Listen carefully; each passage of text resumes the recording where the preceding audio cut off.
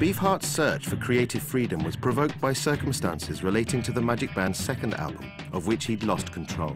His compositions were characterized by more complex arrangements and time changes than Safe as Milk. And although it was more unique, it was also less commercial than their debut. The band's manager and the record's producer, Bob Krasnow, had responded to its initial rejection by Kama Sutra Records by doing his own versions of the tracks while the group were touring the UK and Europe. And these would soon emerge as the album Strictly Personal. When the record was finished, Strictly Personal, now keep in mind it sounds stranger than it really was at the time they were doing it. And again, the material's quite different. They have some great Beetle Bones and Smoking Stones and Safe as Milk, and there's some great compositions on it. A short version of Candy Corn. Evidently, the manager wound up running the master tapes through some weird effect. They kind of gave it a psychedelic sort of sound to it, a kind of a phase shift or something of an effect that Beefheart absolutely hated. The breath is the mask of love. Way. The flow is the task above today. There is no other way. Bob Krasnow, who was the producer of Strictly Personal, cut an acetate and he brought it over, and we went to in London to the Rolling Stones business offices and listened to it in a listening room that they had there set up.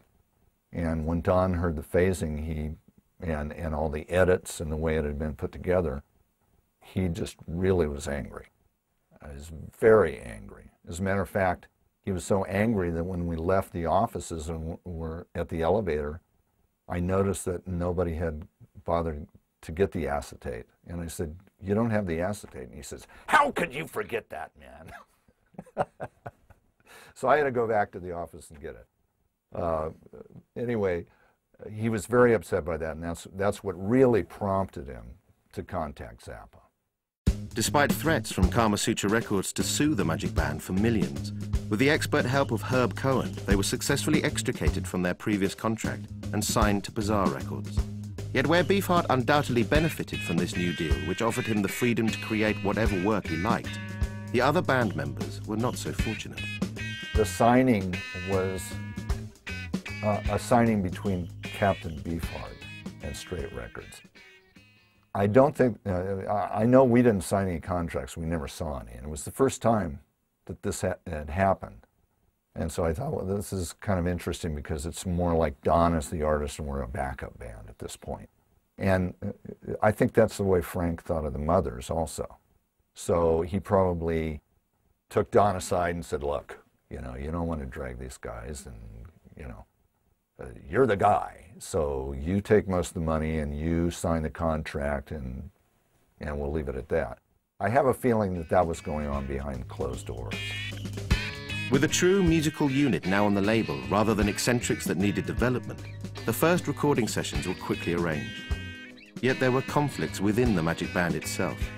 Having moved to a new location to work on fresh material, a rented house in the Woodland Hills suburb of Los Angeles, tensions were running high. Beefheart, although creatively gifted, was impulsive, undisciplined and domineering. And with the group bankrupted after their UK tour, original guitarist Alex St. Clair and bassist Jerry Handley jumped ship, exhausted by their treatment at the hands of their bandleader. New guitarist Bill HARKLEROAD was quickly drafted in as a replacement, and with Krasnow's reconstruction of their second album still unreleased, they entered the studio to record a new version with fresh material thrown in, and with Frank Zappa as the producer.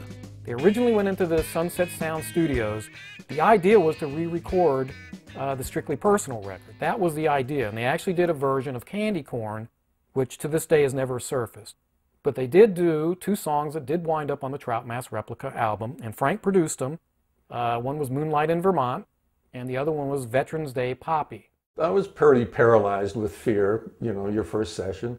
And we were going in to do 4 tunes, Candy Corn, Moonlight in Vermont, Sugar and Spikes, and Veterans Day Poppy. Frank was totally in control, but he wasn't, you know, there was no oppressive presence there or anything. He was in the booth, came out and just talked to us a bit, but that's pretty much all I remember. It was pretty clean and easy. Don was not involved, which added to its clean and easiness.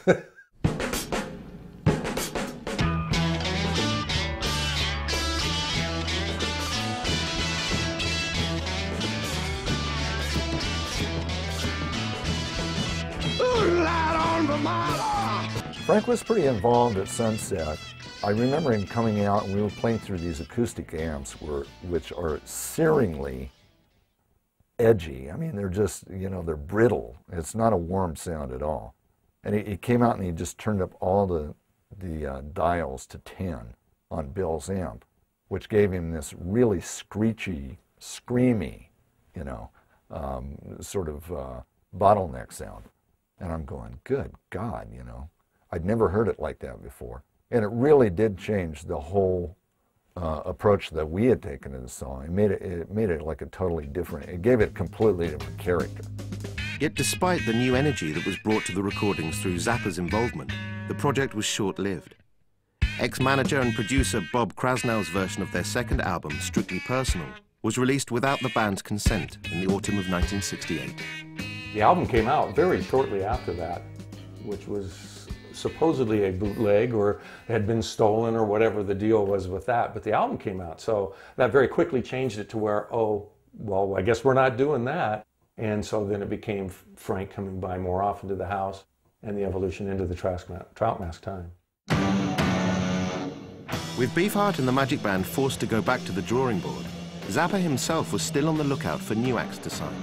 Yet as with many of the artists already brought on board the label, the next band to emerge sought him out. The Nazz were a successful outfit from Phoenix, Arizona, who had already scored local hits with their early singles. Unlike the majority of West Coast acts, they had no interest in folk rock or psychedelia at all.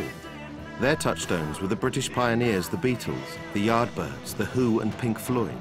And by mid-1967, they had turned up in Los Angeles determined to take their sound to a wider audience.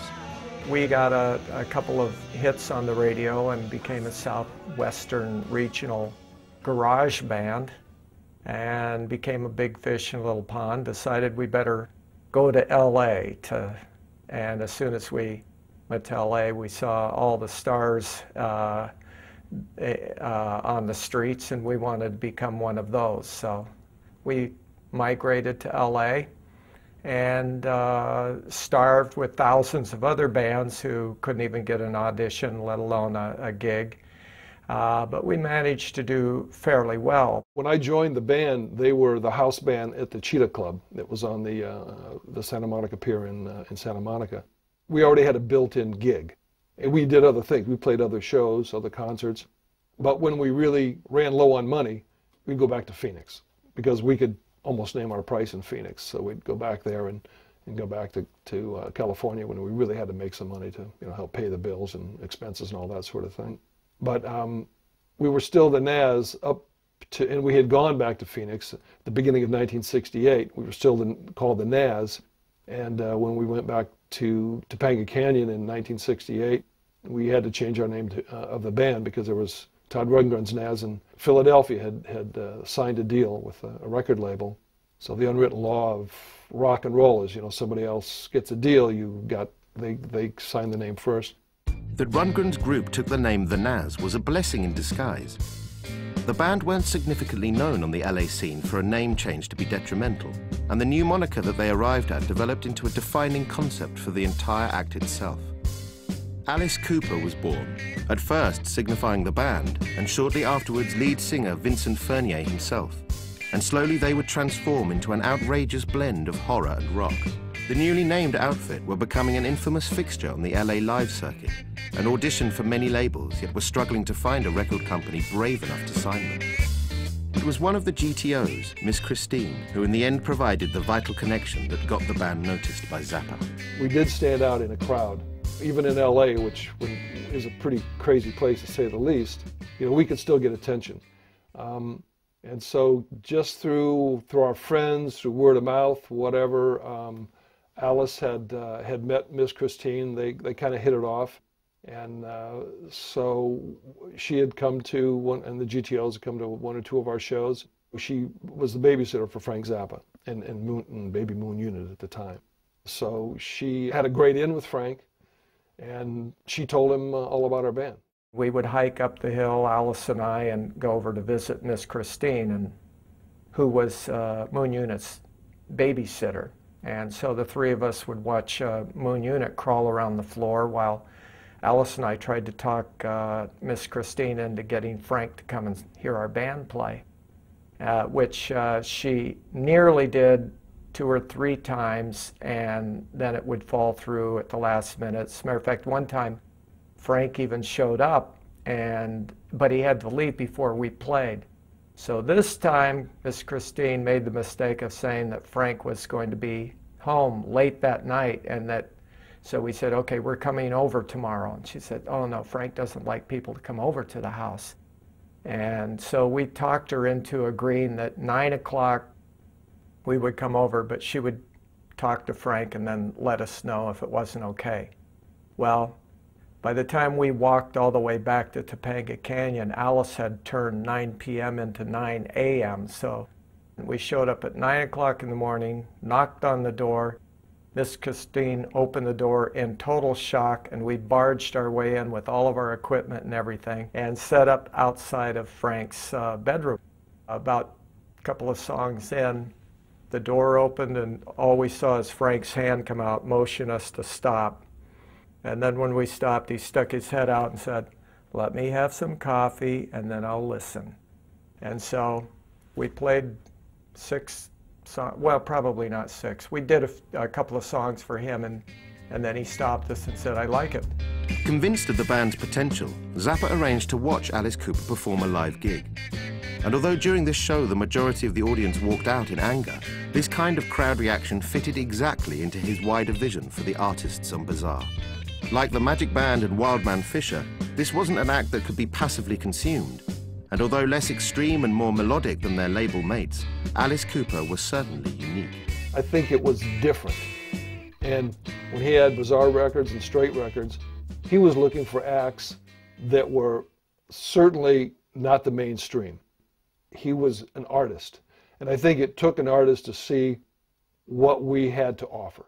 We felt like we were kindred spirits because in LA at the time there were 2 distinct types of young people. There were hippies and there were freaks. Well, we weren't either one, the Alice Cooper group, but we definitely related more to the freaks. And Zappa and the GTOs were definitely representative of that. The GTOs were about as crazy as a band could be. Wildman Fisher was bona fide crazy, and there was no doubt in anybody's mind about that. Captain Beefheart wasn't your, Pat Boone of the day, so we fit right in. We were definitely on the Bizarre side, and that was the name of the record label. So we thought we were perfect, and evidently Frank did as well.